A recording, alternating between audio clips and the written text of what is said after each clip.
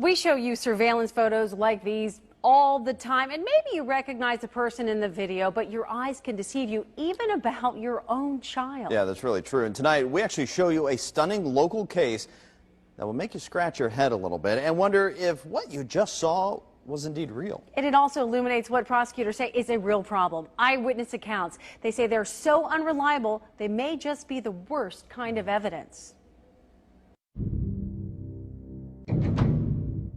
In 2010, he held up multiple tri-state banks, and the surveillance video hit probably every newscast in Cincinnati. It's something you would see in a Hollywood movie. I don't think any of us have seen anybody do anything like this. He talks about killing cops. This is the bank robber. We believe to be an African-American male. Hamilton County prosecutor Joe Dieter says people were convinced they knew this guy. We had it on video. They pointed at the same guy, the same house. They were sure it was this man. We put out a Crime Stoppers tip, and we got about 5 or 6, 7 phone calls. I know that guy. He lives on this street. He lives in this particular house. And when the detectives went to that house, they knocked on the door. His mom answered it. She said, "I know why you're here. I just saw on television my son robbing a bank."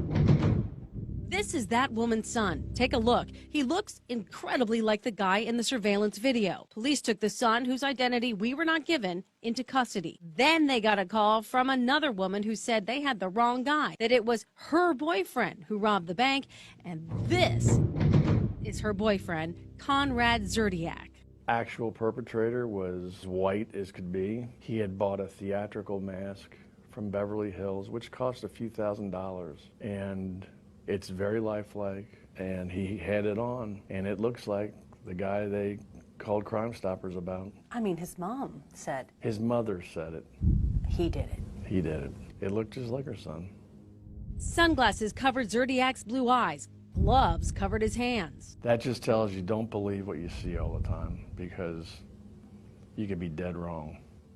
Joe Dieters will no longer take one person's word for it, ever since this man was wrongly imprisoned for rape based on one person's identification. You can't rely solely on identification. It's a recipe for some type of disaster. And I think a disaster is an innocent person in prison. He says eyewitness accounts are the worst kind of evidence. I would consider identification as one piece of evidence.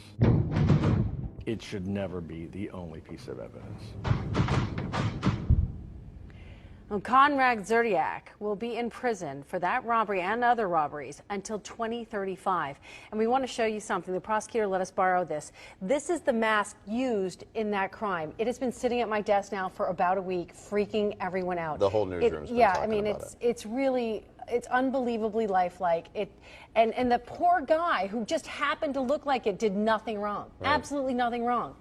But this thing, you can look him up. You can buy them several $100s, right. Thousands And there of are dollars. several cases actually across the country where it is thought that people are using these types of masks, Hollywood masks, to get away with crimes. Yeah, it's absolutely. really I'll remarkable. attest to the creepy part. I'll It tell you that. does. Sure It's is. very But realistic. It does also yeah. question, like, you got to question what you see. Did you really see that? His mom thought it was him, and it wasn't.